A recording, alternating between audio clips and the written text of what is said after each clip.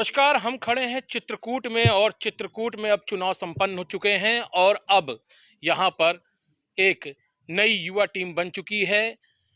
यहाँ पर भाजपा से उपाध्यक्ष आशीष शर्मा हमारे साथ हैं, जिनसे हम बात करते हैं क्योंकि मिनी स्मार्ट सिटी का दर्जा भी चित्रकूट को दिया गया है।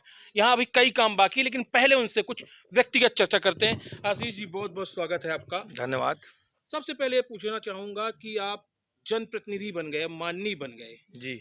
लोग कहते थे आप दबंग हैं, गुंडे हैं, माफिया हैं, और आज माननीय बन गए। ये सफर कैसा रहा? ये मेरे कैसे जनता के बीच अचानक आप जनप्रतिनिधि बनकर आ गए? देखिए, विरोधियों का काम है किसी के ऊपर आरोप या प्रत्यारोप लगाना।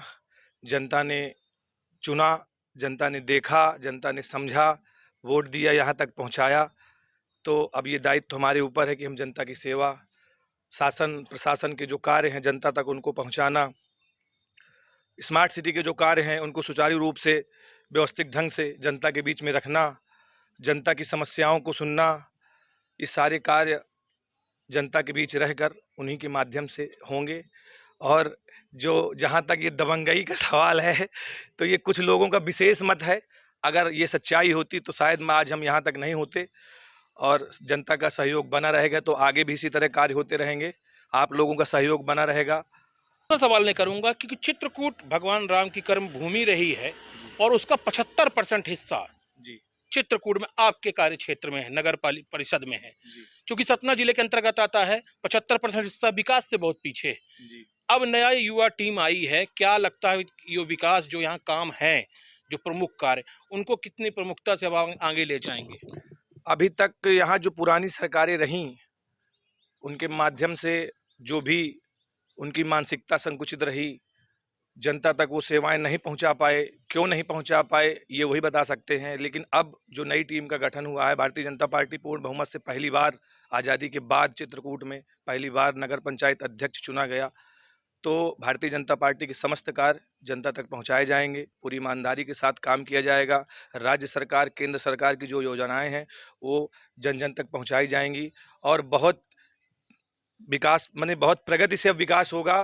क्योंकि कांग्रेस की सरकारें यहाँ 10 साल से रहीं, इस कारण भी आप कह सकते हैं कि चित्रकूट का विकास रुका रहा। पर जनता जागरूक हो चुकी है, उसका जवाब जनता ने दिया। जनता को विकास चाहिए था, जनता ये देख चुकी थी कि भाई विकास 10 वर्षों में या 15 वर्षों में इन सरकारों द्वारा नहीं किया गया। तो जनता ने अपना बहुमत सिद्ध किया। अब जनता का विकास होगा, चित्रकूट का विकास होगा। भारतीय जनता पार्टी, जो राज्य सरकारें हैं, जो केंद्र सरकारें हैं, उनकी जो भी योजनाएं जनता तक पहुंचाई जाएंगी।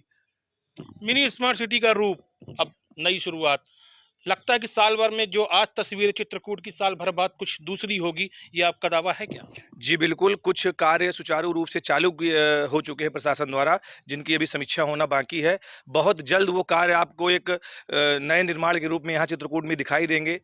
और उसके लिए अब परिषद भी प्रयासरत होगी, क्योंकि अभी तक तो खाली प्रशासन ही प्रयासरत था। अब परिषद भी प्रयासरत होगी, और बहुत जल्द कामतानाथ जी की इच्छा होगी तो बहुत जल्द ये कार्य अब जमीनी स्तर पर आप लोगों को दिखाई देंगे। तो ये थे आशीष शर्मा, जिन्होंने कहा कि जो लोग उनके ऊपर आरोप लगाते हैं कि वो माफिया हैं, गुंडे हैं, ऐसा कुछ भी नहीं है। ये विरोधियों का काम है, और यदि ऐसा होता तो उनको जनता चुनकर आज यहाँ तक नहीं पहुँचाती।